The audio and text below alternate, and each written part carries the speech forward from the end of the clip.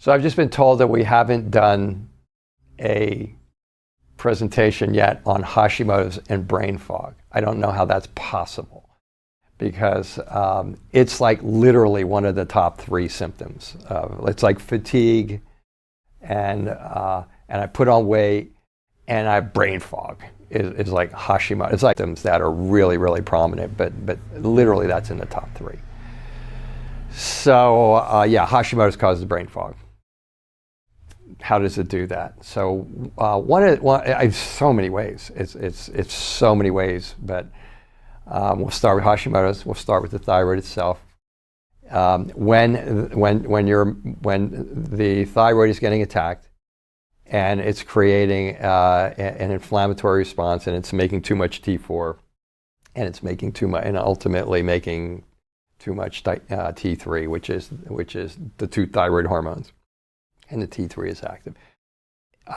There have been studies that have shown it creates inflammatory responses in your brain during these attacks, and it decreases blood supply to your brain. Your brain needs proper oxygen, so decreasing blood supply is not a good thing to happen to your brain. The brain needs a lack of inflammation, so every time you get that, you get an inflammatory response to your brain. And it needs other things too. It needs blood sugar, it needs proper essential fatty acids, it needs proper stimulation. And so these are the things that your brain cells require. You're hitting 2 of the major areas with Hashimoto's. And then brain fog is basically, nobody can explain it, but they're just like, I just can't think, and sometimes I can't get my words out, and I'll get tired, and so on and so forth. So that's one way in which Hashimoto's does it. Hashimoto's, another characteristic of Hashimoto's is constipation. It can be constipation and diarrhea, okay? But more often it's constipation than not, okay? Because after it's been beat up in attacks, then your thyroid starts to fall into hypothyroid just from it's getting beat up. So it's having a harder time making thyroid hormone in between these attacks. So that slows down your entire digestive system. So what's in the digestive system that would cause you to have brain fog? There is you'll usually get, you can have things like if you get bloating and distension, that can create things called lipopolysaccharides. Those go up to your brain, create inflammatory responses.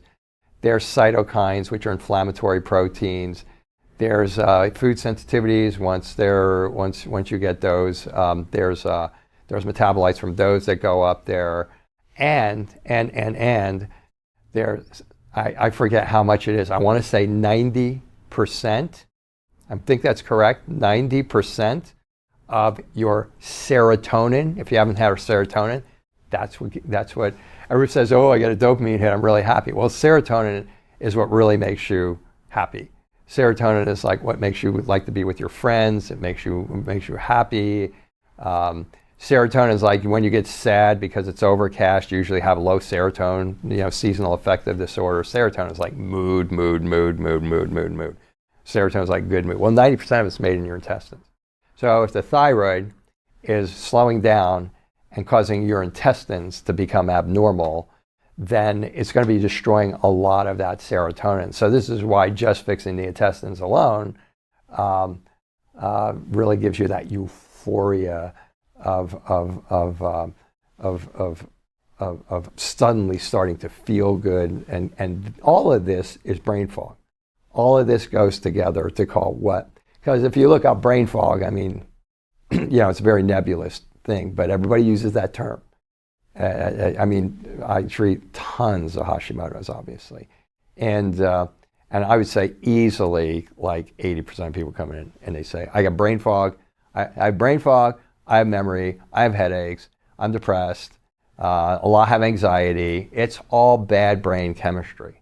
It's not personality disorders. It's all and that's all kind of wrapped into I have brain fog.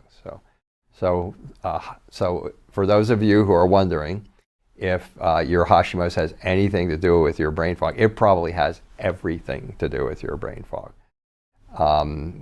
And if you don't have Hashimoto's and you have brain fog, it's these other chemical processes that are screwing up your blood sugar and causing you to not have oxygen in your brain, or causing you to have inflammation in your brain, or your gallbladder's not breaking down your essential fatty acids, and that's getting to the brain. So that's the other way you can get brain fog. But if you have Hashimoto's and you don't have brain fog, you're in the minority.